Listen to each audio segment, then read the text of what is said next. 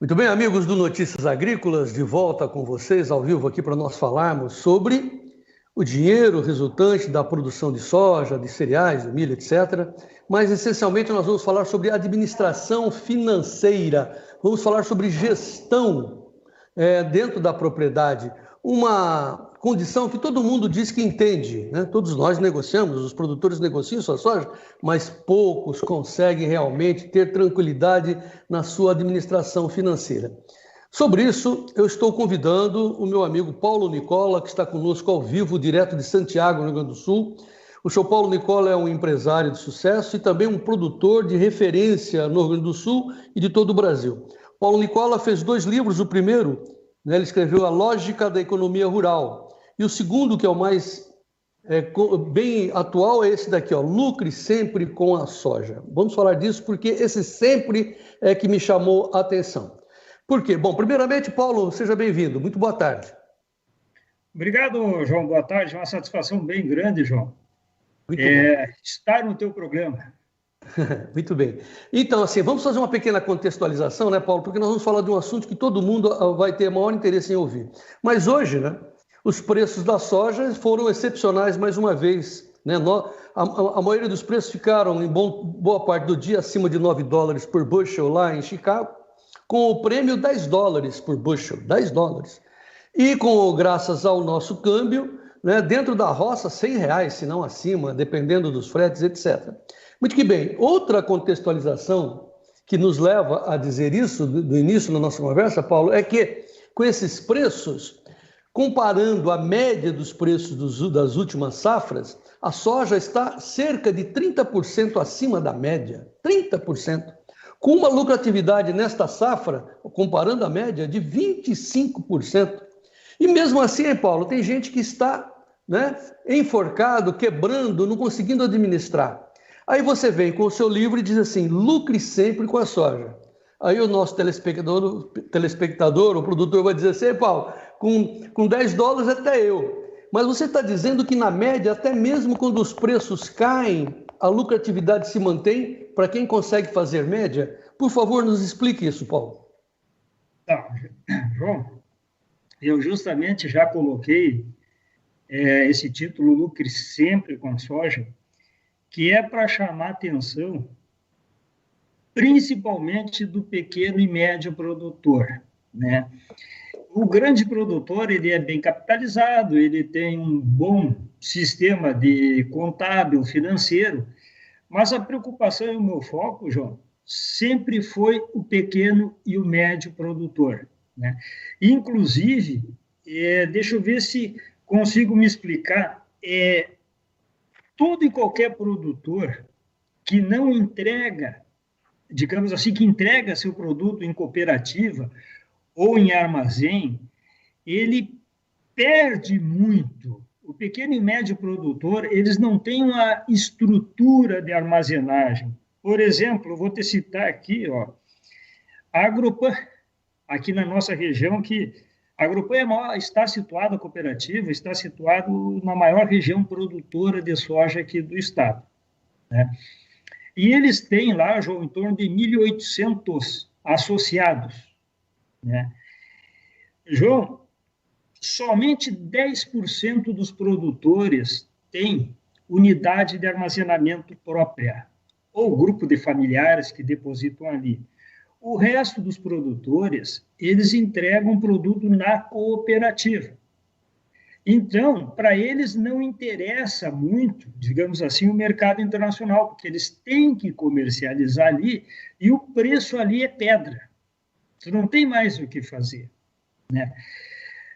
O que eu procuro divulgar, eu escrevi os livros justamente para esse produtor que entregou o seu soja na cooperativa, né? Ele está um tanto amarrado, né? E eu digo o seguinte, João, o próprio Notícias Agrícolas, eu conversava contigo e comentava esses tempos, tem excelentes técnicos, que nem agora acabamos de ver essa entrevista, a respeito do mercado de soja, que eu achei fantástico, fantástico. É uma orientação muito útil, assim, top 10 para quem tem soja disponível. E aquele produtor que me chama a atenção, que são 85%, esses, a comercialização é bem diferente de quem tem soja guardado em casa. O que eu penso, João, e que eu descrevo e defendo muito em alguma palestra que eu dou? O produtor, na minha maneira de entender, ele é produtor até o momento que encerra a safra, né? Ele plantou, ele colhe, paga as contas, encerrou a safra, né? Ele pega, até aí ele é produtor. Agora, o momento que ele vai pegar o soja que sobrou, né, e vai especular com esse soja, ele passa a ser o quê? Investidor. Então, ou especulador, né? Porque depois que tu tens o soja disponível, que tu não depende mais de conta, aí tu só vai arriscar o quê? O que te sobrou, tudo bem. Mas até ali, João, tu tem que garantir que tu vai tocar a tua vida, né? Com segurança, porque, João, o que eu penso?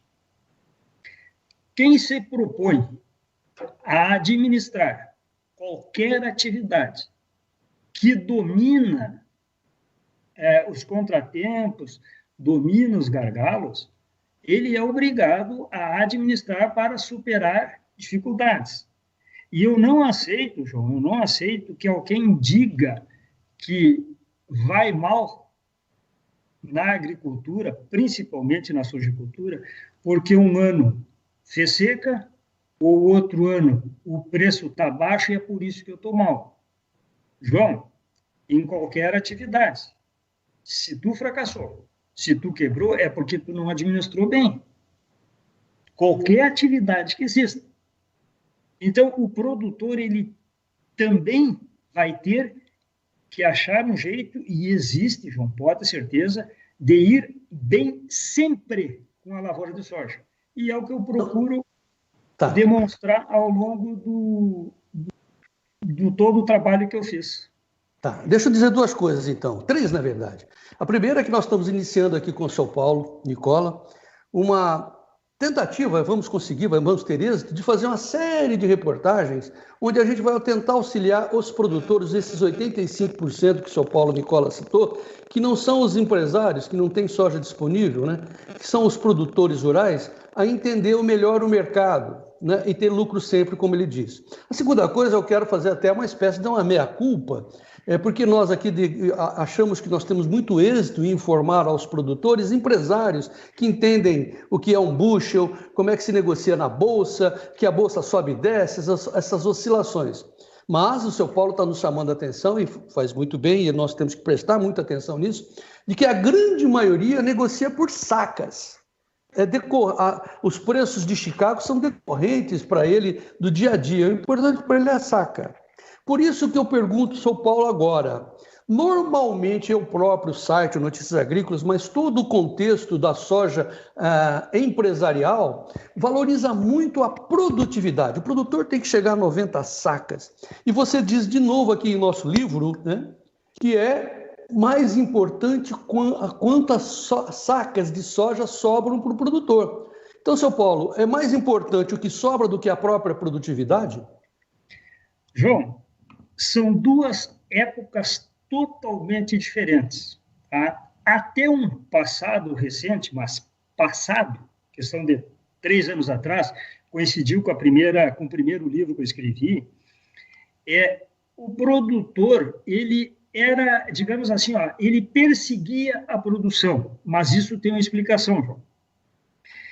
Quando houve o crescimento global da economia, puxado pela China, a China começou a importar o equivalente a toda a safra do Brasil, houve uma necessidade do mundo produzir alimento a qualquer custo, pois o crescimento no mundo inteiro foi grande, né? A economia deu um boom, e todo mundo queria comer mais e queria colher melhor, e houve financiamentos e houve recursos para pagar qualquer tipo de investimento na agricultura. E o mercado exigia alimento. O mercado queria alimento e não olhava quanto custava, né? E todo mundo correu atrás da produção. Pode olhar, João, as companhias, essas empresas grandes de tecnologias, maquinário, produção de semente, produção de adubos, formulários, isso aí se investiu bilhões, né? Uma colheitadeira, olha a evolução, isso aí houve recursos para pagar tudo isso aí, e o produtor tinha que produzir. O mundo queria alimento e pagava para ter alimento, e o mundo corria atrás, né? E foi realmente um crescimento, e o produtor tinha que produzir, e ele não olhou muito o custo disso aí, porque tudo dava lucro.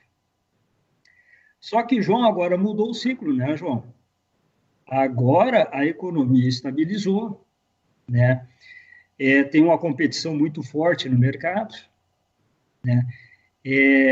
Hoje em dia, a questão do próprio capital. Quais são as fontes de recursos, João, que tu enxerga para o pequeno e médio produtor hoje, para ele conseguir plantar sua lavoura aí de 350, 400 hectares?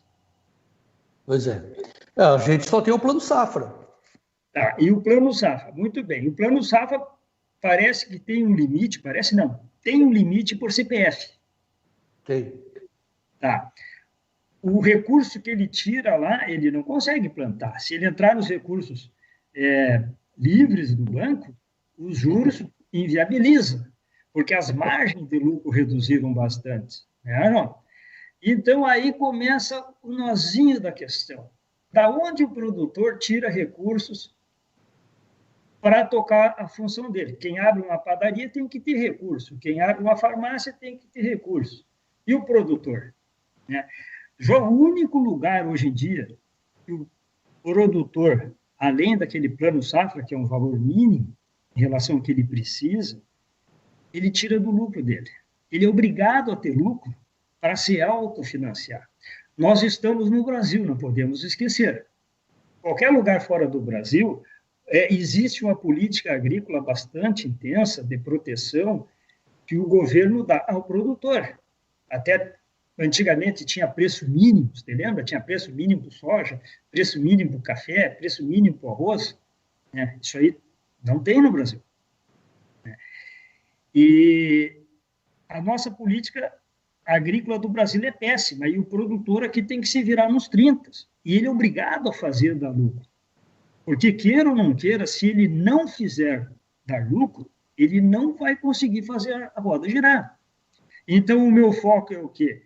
É mostrar como ter lucro sempre, e acredite que é possível, porque se eu vou administrar alguma coisa, sabendo que eu tenho risco de seca e tenho risco de preço baixo, e não conseguir cruzar essa barreira, a minha propriedade vai passar na mão dos outros. E o exemplo maior que eu dou, João, se você olhar, aqui eu vivo no meio de pequenos e médios produtores, é incrível a quantia de propriedades que estão trocando de mão.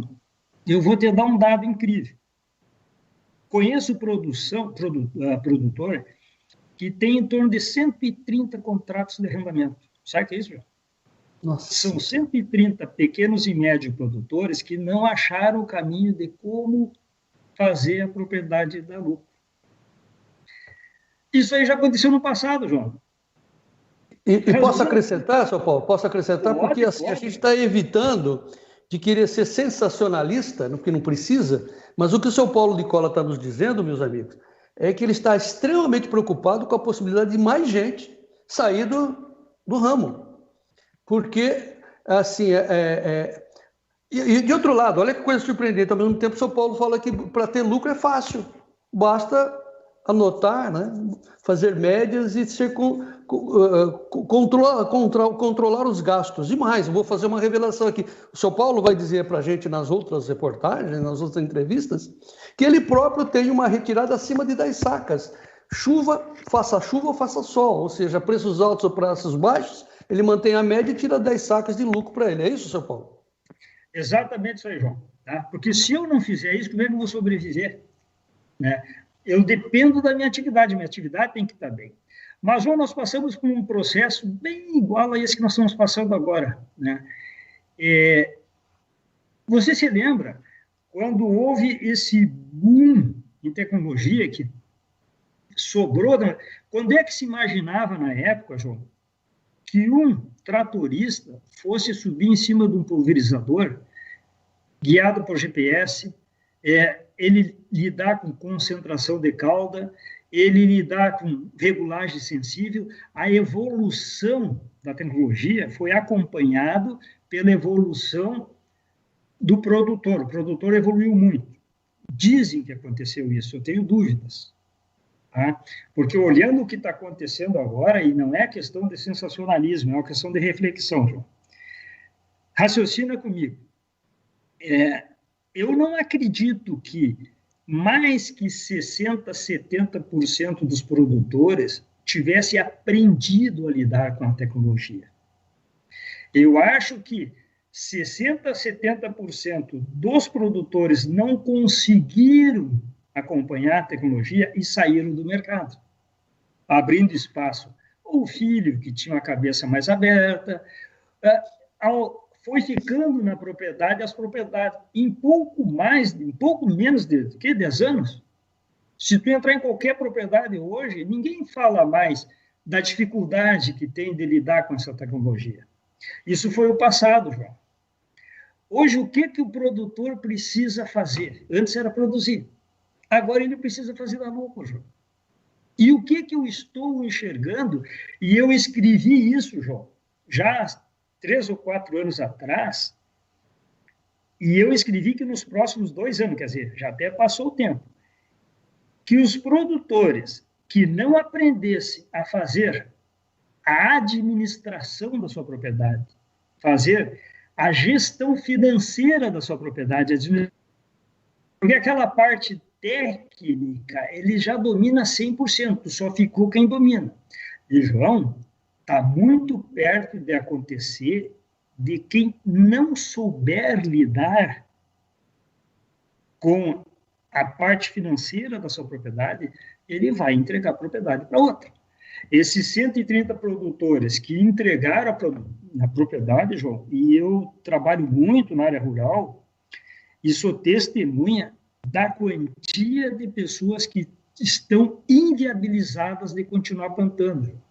E aqui no Rio Grande do Sul, infelizmente, esse ano tivemos aquela seca, e essa seca, João, está derrubando horrores de produtores aqui no Rio Grande do Sul. Já vim um pouco endividado, né? Hoje em dia... Mas assim, a seca não é a causa principal desse debacle administrativo das propriedades, mas sim a falta de gestão. Porque o senhor está dizendo aqui no seu livro, seu Paulo, de que a soja é a atividade mais lucrativa que nós temos no Brasil. Uma atividade qualquer no mercado dá um lucro de 1,8, 1,6, se muito. E a soja está dizendo que é de 25% a 30% de lucro. E, ao mesmo tempo, né, quase que com uma coisa conflitante, o senhor está dizendo que tem muita gente quebrando. O problema é administrativo, não ter gestão. Exatamente, João. Eu bato muito nessa tecla. Tá? O pequeno e médio produtor, ele não tem a cultura de controlar custos. João.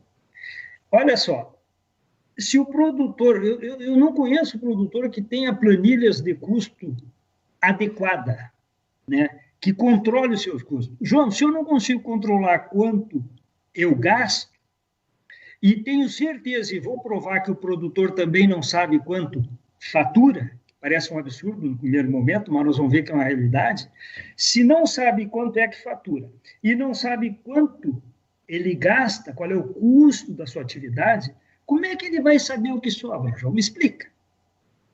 O senhor faz exatamente isso. Vou pegar um exemplo, nem sei se são essas datas. O senhor vende em maio, e no momento que o senhor vende, o senhor faz suas compras.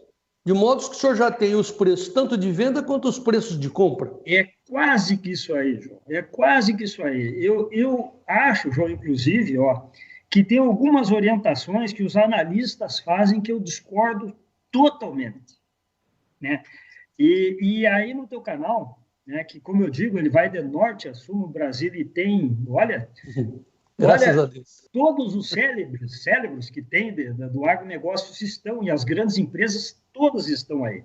Mas quando eu ouço os técnicos no teu programa dizerem assim, o produtor tem que ir vendendo aos poucos para fazer média, João, meu coração acelera. Eu não aceito isso. Essa orientação, João, é para aquele cara que tem soja sobrando, né? E 85% dos produtores não têm soja sobrando. Como é que eu vou controlar a minha receita se eu for vendendo devagarinho, João? Eles nem falam em referência. Quer dizer, vai vendendo aos pouquinhos, não interessa se está bom o preço ou está ruim o preço. O produtor tem que saber se está bom o preço e travar e garantir o custo da sua lavoura. Então, Depois ele vai especular com o que sobrou, e aí pode dizer o que quer. Mas aí a gente entra. Deixa eu de novo antecipar aos nossos amigos do Notícia Agrícola. A gente pretende fazer várias lives com o seu Paulo Nicola. Sempre, nós estamos até escolhendo uma data aqui sempre às sextas-feiras, porque tem muito assunto. Mas veja o caso hoje, Paulo. $9, com o prêmio $10 por bucho, R$100. Vamos arredondar a nossa conta aqui, R$100. Baita preço, na roça, R$100, baita preço.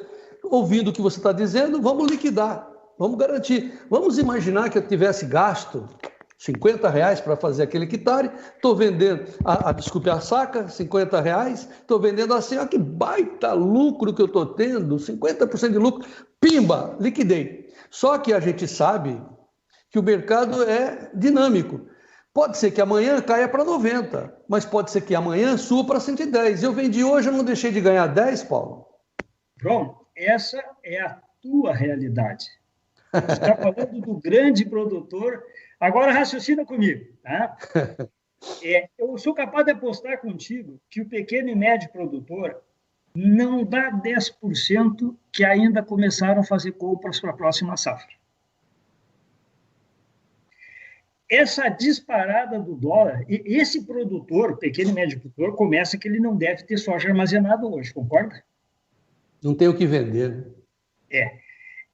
E agora, olha só, essa disparada do dólar aumentou o adubo, herbicida, fungicida violentamente. Quer dizer, então, olha a dificuldade dele. Ele vai comprar os insumos para a próxima safra partindo de $1 lá nas nuvens. E como é que vai ser a colheita dele, João? Não sabe ainda, então, né? O preço está ótimo hoje, mas está ótimo para quem, João? Para quem tem produto. O mercado futuro, se você olhar hoje, o mercado futuro para maio deve estar um preço abaixo do que está na pedra hoje. Aqui na Agropan, hoje na pedra está 103 o soja, mas para maio está 99, começa por aí. Então, João, a realidade do meu produtor, e eu sou médio produtor, é essa, João.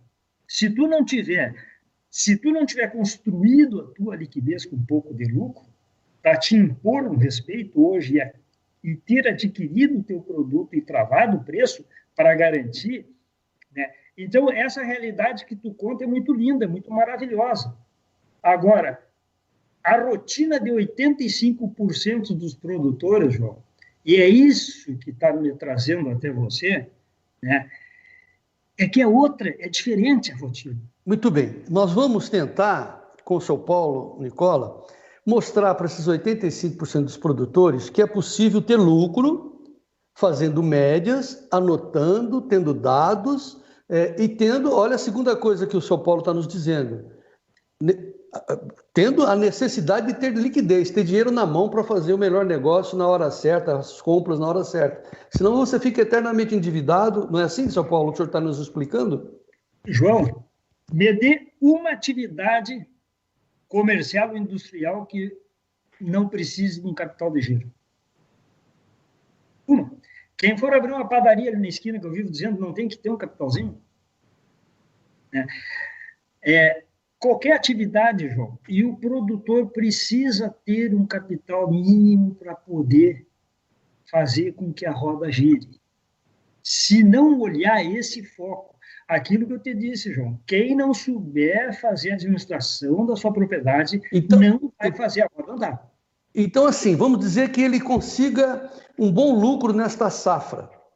Normalmente, ao invés de comprar mais terras, ele tem que deixar parado o dinheiro dele, parado, digamos, entre aspas, para que vai que o ano que vem os preços caiam e ele tem sobra para se garantir. É simples dizer isso, né? Mas essa é a lição principal, Paulo?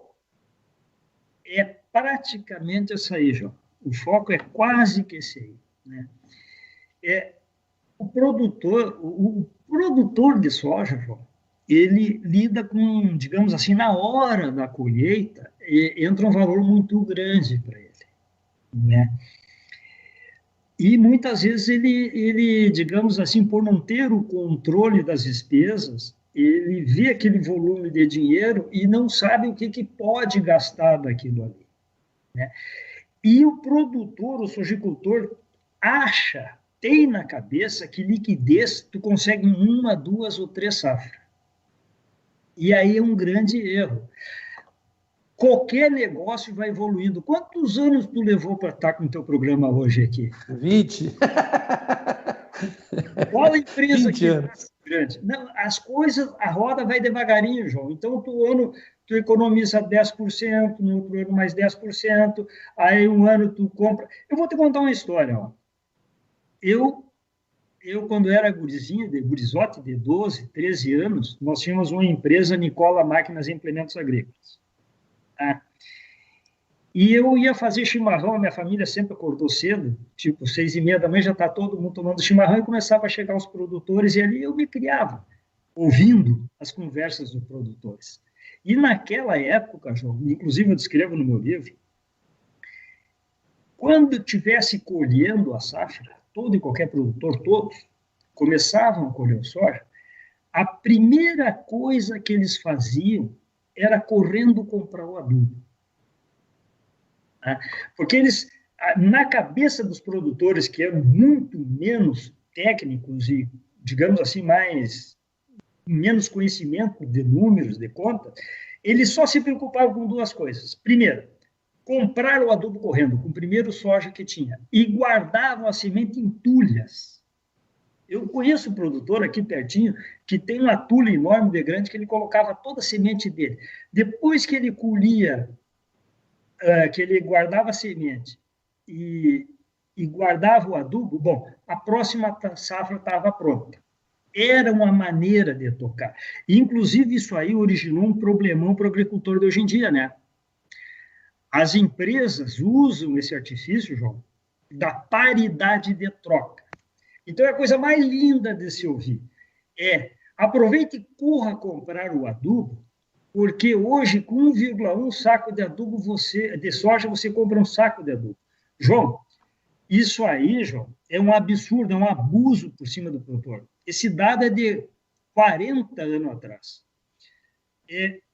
Se falava em paridade quando o adubo era 30% do custo de uma lavoura. Hoje em dia, 30% do custo são os fungicidas.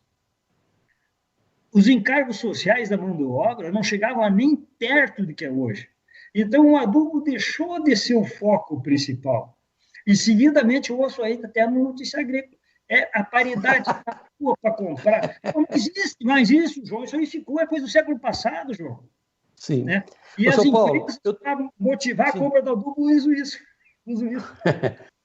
Eu tenho duas perguntas básicas para a gente prosseguir aqui, mas acho que vou deixar para o próximo programa, porque é a essência de um outro programa, porque assim, quais são os maiores custos do pequeno e médio produtor e o que de fato o pequeno e médio produtor precisa saber para ter lucrar sempre com a soja. São dois temas que eu vou deixar para a próxima entrevista, mas vou dizer uma coisa surpreendente para o senhor não vai gostar do que eu vou dizer. Que apesar da sua enorme boa vontade e toda a sua razão que o senhor tem em demonstrar isso, o senhor acredita, porque nós vamos abrir aqui o Fala Produtor para comentar essa nossa conversa, o senhor vai ser apedrejado. Eu digo isso rindo, né? O senhor sabe disso, porque vai ter muita gente que não vai gostar de estar ouvindo o que o senhor está dizendo, principalmente, e o produtor não gosta que eu diga isso, que os preços estão ótimos.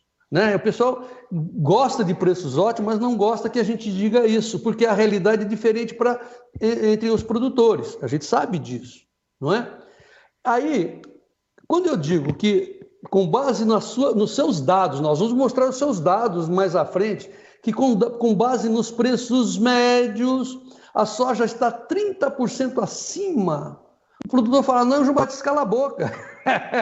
Senão os prefeitos vão aumentar os impostos, estamos nessa guerra aí com o negócio de ITR. Cala a boca, João Batista. Vai, cala a boca, Paulo. Mas essa é a realidade. O senhor tem um lucro de 30% acima. Agora, tem outros que não conseguem. É isso, Paulo? Eu vou te dizer uma coisa. Ó. Controle financeiro é muito mais simples que tu imagina. Né? Eu vou responder aquela pergunta. Eu vou responder as tuas perguntas de maneira bem generalizada. O que falta para o produtor ter lucro? Eu vou responder isso numa frase só. Tá? Falta para o produtor, escuta bem o que eu vou te dizer, uma rotina de comercialização da safra. O que seria rotina de comercialização? Eu estou abrangendo aí a venda da safra dele e a compra de insumo. Isso ele deveria fazer uma única vez no ano e nunca mais se preocupar com o preço da soja. E eu vou mostrar como é que se faz isso. Né? Torno a dizer de novo. Ele tem uma rotina para plantar a safra, certo? Por exemplo, quando chega em setembro, revisa o maquinário. Quando chega outubro, dia tal, ele já começa a plantar. Ele já sabe que tem que plantar até dia tal. Ele sabe tudo sobre essa parte técnica. Ele vai ter que agora saber como ter uma rotina para todos os anos fazer a mesma coisa. Mas espera aí, São Paulo, mas aí agora eu fiquei confuso. Na frase anterior, na pergunta anterior, você diz assim, tem que aproveitar o melhor momento. Agora você está dizendo que tem que ter rotina, eu não estou entendendo. Não, João, quando é que eu falei que tem que ter o melhor momento? O senhor tem que aproveitar os melhores momentos, tem que ter liquidez para poder comprar barato e vender caro. Então, veja bem, ó. Tá. Qual é o melhor momento de tu comprar? São duas coisas diferentes. Qual é o melhor momento de tu comprar, digamos assim, os insumos? Eu começo a comprar logo que começo a colher. Esse ano, vou dar um exemplo desse ano, a seca foi grande. As empresas, o que sobrou nas empresas de secante, de fungicida, essas empresas não vão segurar esse estoque até o ano que vem. Então, normalmente, essas empresas te dão um baita desconto para te comprar naquele momento. Entendi. Agora, tu tem que fazer isso todos os anos, é uma rotina. Eu, todos os anos, começar a pegar meus preços justamente quando tu praticamente terminando de colher. Isso é uma rotina, João, que todos os anos tu tem que planejar isso. E eu te garanto que se fizer isso, João, com pouca liquidez, que não é muito tanto quanto pensa, né, eu consigo fazer dar lucro todos os anos. Isso é fundamental. Agora, essa rotina, ela é fundamental. É essa rotina que vai levar o produtor a sucesso. Mas antes da rotina, e nós vamos, com a sua ajuda, ter uma planilha de custos, né? Porque a rotina de venda é quando o preço está bom como hoje, né? Desde que ele tenha a soja. Agora, o lucro é a diferença entre o que você vende e o que você compra, evidente. Agora, como é que faz para comprar direito? Aí você está dizendo aqui no seu livro, vou mostrar de novo, lucre sempre com a soja. Para lucrar sempre com a soja, você tem que anotar as suas despesas, é isso, Paulo? Olha que parece uma coisa tão simples, né? Vamos analisar friamente, né, João? Qualquer pessoa, qualquer atividade, tem que saber quanto gasta. Né? Não tem como, ninguém consegue tocar a vida, João, sem saber quanto gasta. Né? O brasileiro, olha só, tem uma pesquisa bem interessante de 3 instituições brasileiras que fala que 85% dos brasileiros, eles olham a televisão, é só R$200 por mês, eu compro a televisão e não faço conta do que eu já devo. Essa cultura, João, ele leva para a atividade dele. Como é que eu digo? Ó, presta bem atenção no que eu vou te dizer. Ó. Atividade nenhuma aprende a fazer uma gestão financeira. quem aprende são as pessoas que levam para dentro da sua atividade. É outra coisa, né? E outra, para a pessoa levar alguma coisa para dentro da sua atividade, ela tem que acreditar naquilo ali. Quando eu falar aqui como controlar o custo, se ele acreditar nisso, que ele vê que é um benefício, ele vai levar para dentro da sua atividade. Mas só que o nosso produtor não tem a cultura de controlar o custo. E eu faço uma aposta, um desafio aqui, João. Vamos lá. Eu faço uma aposta que os grandes também não controlam os custos. Quer dizer, não é que não controle, não controlam 100% dos custos. Tem uns nozinhos no controle de custo. Nós vamos ver isso lá dentro do maquinário. Eu não acredito que tenha algum produtor dentro do território nacional, no Brasil, que consiga controlar os custos de maquinário. Motivo. Tem um trator que está vencendo financiamento daqui a 3 anos. Ele não sabe quantos anos faltam para terminar de pagar o trator, não sabe quanto vai ser a prestação desse maquinário. Tem aquele tratorzinho que ele comprou, que ia vender, não vendeu, foi ficando na fazenda. Tem um que ele comprou, pagou a metade à vista, outra metade financiado.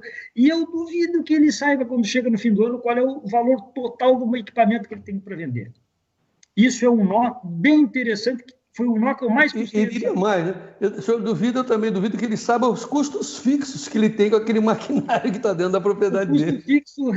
O custo fixo realmente, eu acho que dominam bem, qualquer um domina bem o custo fixo. Mas esse nó, João, eu te digo porque é o seguinte, eu também acompanho alguns grandes produtores, né?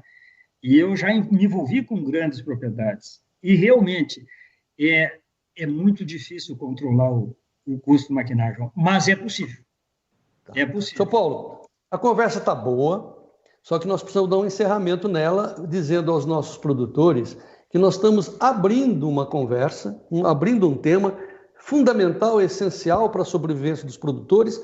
Eu vou revisar aqui algumas falas que o senhor proferiu aqui nessa nossa conversa, porque serão temas para as próximas entrevistas que nós prioritariamente estamos escolhendo as sextas-feiras, final do dia, das sextas-feiras, para que essa conversa fique possível para quem tem mais tempo aos finais de semana. Mas o senhor disse, olha, soja é o negócio mais lucrativo que nós temos no Brasil. Está dando 30% de lucro. Este ano está com 25% acima da margem. E tem gente ainda assim quebrando. E mais, o senhor disse rapidamente, vamos aprofundar depois, que só se pode ter lucro com soja quem tem uma média de área de no mínimo 400 hectares abaixo, é quase que impossível. E de 400 para cima tem que aprender a controlar custos. E é isso que nós pretendemos fazer, e depois no desenrolar da nossa conversa a gente vai ter a ousadia de criar uma planilha para que os produtores acompanhem, e essencialmente nós do Notícias Agrícolas, né, São Paulo? Vamos nos penitenciar e olhar com muita atenção esse diferencial entre o produtor empresário que entende de bushel, de dólar, etc., que negocia por tonelada, daquele que negocia de saca por reais. Quantas sacas sobraram? É aquele que tem produto estocado, disponível, que sobrou para vender, e é aquele que, como nós vimos, nem começou a comprar ainda os insumos da próxima safra. Mas para dar um fecho na nossa pergunta aqui do nosso título mais importante que a produtividade é quantas sacas sobram, é isso? Exatamente. Não, é a saca que sobra que vai formar liquidez, João. É justamente o que sobra é que vai formar liquidez. Mas se eu tiver 90 sacas de produtividade, eu estou bonito, não estou, Paulo? João, eu conheço muita gente que colocou irrigação e aí que quebrou. Ixi. Porque vinha produzindo bem que eu digo mais ou menos, né? E aí deu um passo muito grande, né? E aí o custo foi muito maior que o retorno do capital e ficou com uma tremenda prestação para pagar. De novo, fazendo outro resumo. Não importa se você tem 90 sacas, 50 sacas de produtividade. O que importa é quantas sacas sobram para você. É isso? E para você, fazendo as médias, seja quando a produção aí no Rio Grande do Sul caiu para 30, ou seja, quando você conseguiu 90, você tirou as suas 10 sacas com lucro e manteve a sua empresa em pé. É isso? Esse é o foco. É isso que eu quero levar o produtor a fazer. Ele ter a mesma renda, tanto colhendo 60 como colhendo 40. Essa é a questão. Né? E nós vamos chegar lá, João, pode ter certeza. Muito bem, fica aí então, portanto, amigos do Notícias Agrícolas, com a imensa presteza do seu Paulo Nicola em nos ajudar, esses temas que nós pretendemos levar à frente para vocês. Vamos trabalhar para que o produtor saiba ter cada vez melhor a sua gestão financeira dentro da propriedade e, essencialmente, tentar evitar que mais gente saia da atividade. Acho que é essa a nossa missão, né, seu Paulo Nicola? Sim, tanto aqueles, né, que estão saindo como os que estão chegando, né? Principalmente, inclusive, os que estão chegando, estão saindo. Aprendam, João, né? foi um prazer bem grande, João. Enquanto tiver quarentena, sexta-feira, contem comigo. Muito bem, então todas as sextas-feiras pretendemos fazer a continuação dessa conversa, sempre às 17 horas, para que fique on demand essa conversa extremamente importante para a sojicultura brasileira. Seu Paulo, mais uma vez, muito obrigado. Vamos em frente, até a próxima sexta-feira. Obrigado, João. Um abraço. Muito bem. Muito bem, amigos do Notícias Agrícolas, essa é a nossa proposta, fazer também com que os produtores que não negociam com a bolsa, vamos dizer assim, entre aspas, saiba como fazer, como ter lucro com a soja, né? Fazendo média, fazendo custos, anotando e sendo um produtor também empresário dentro da porteira. Essa é a nossa missão, essa é a função do Notícias Agrícolas. Nós aguardamos vocês, continuamos de plantão para que o senhor e a senhora continuem sendo os produtores rurais mais bem formados do meu Brasil. E vamos em frente. Viva o Brasil!